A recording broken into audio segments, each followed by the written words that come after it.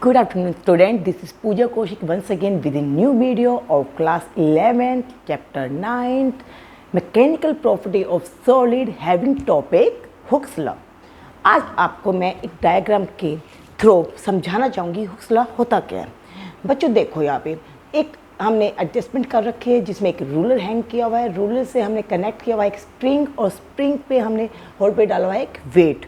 जैसे ही हम इस पे वेट लगाते होते हैं तो आपको पता है वेट डाउनवर्ड एक्ट करेगा, कोरस्पॉन्डिंगली जो स्प्रिंग है उसकी लेंथ में चेंज हो जाता है। यस या नो? हमने पिछले दो जो वीडियोस है उसमें बताया था स्ट्रेस क्या होता है और स्ट्रेन क्या होता है। रिकलेक्ट करो, याद आया? स्ट्रेस क्या होता था? जो हम डिफॉर्मिंग फोर्स लगाते हैं पर यूनिट एरिया उसे स्ट्रेस कहते हैं। और स्ट्रेन क्या होता है? Change in configuration to the original configuration. यहाँ पे लेंथ का इशू है तो change in length per unit original length होगा। यस या नो? जैसे यहाँ पे वेट लगाया जो कि फोर्स की फॉर्म में एक्ट करता है तो क्या होगा? कोरस्पॉन्डिंगली स्प्रिंग का जो है लेंथ में चेंज आ जाएगा। तो स्ट्रेस क्या होगा? स्ट्रेस यहाँ पे डायरेक्टली प्रोपोर्शनल है फोर्स के, जितना हमने फोर्स लगाया उतना ही हमारे यहाँ पे लेंथ चेंज हुई है। और स्ट्रेन क्या होता है? Change in length per unit original length. हाँ या नहीं? तो यहाँ पे लगातार जैसे स्ट्रेस चेंज हो रहा है तो हमारा स्ट्रेन भी चेंज हो रहा है। यस या नो? हुक्स लॉ क्या कहता है? Stress is directly proportional to the strain but within elastic limit. अब इलास्टिक लिमिट क्या होती है बेटा? बहुत ईजी होता है। जैसे हमने ये ऑब्जेक्ट ले रखा है रबर बैंड, अब इसकी लेंथ दिख रही है। अब हमने इसे इंक्रीज करके स्ट्रेस लगाया, मैक्सिमम स्ट्रेस लगाया जिससे इसकी जो लेंथ है मैक्सिमम इंक्रीज हो जाए। जितना हमने इसके ऊपर स्ट्रेस लगाया उतना इसकी लेंथ में चेंज हुआ है। यस या नो? अब हमने जैसे ये रिमूव कर दिया है स्ट्रेस तो इसकी ओरिजिनल शेप वापस रिगेन हो चुकी है। That is known as the elastic limit.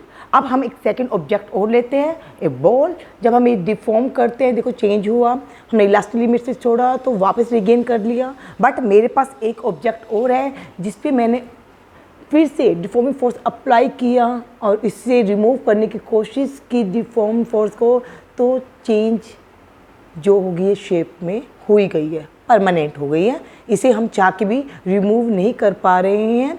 क्यों? क्योंकि जो हमने स्ट्रेस लगाया मैक्सिमम स्ट्रेस वो इलास्टिक लिमिट से बाहर हो गया था। एज ए रिजल्ट बॉडी क्या हो गई है बेटा? डिफॉर्म्ड हो गई है।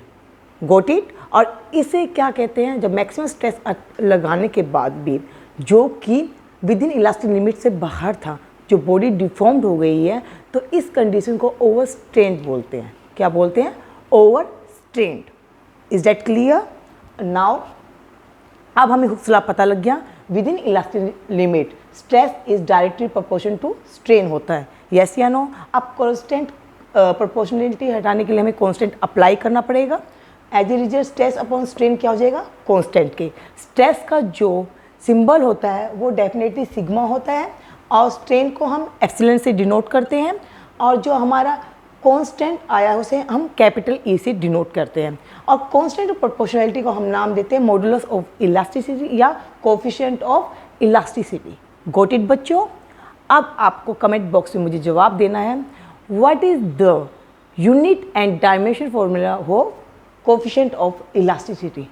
क्लियर? Thank you.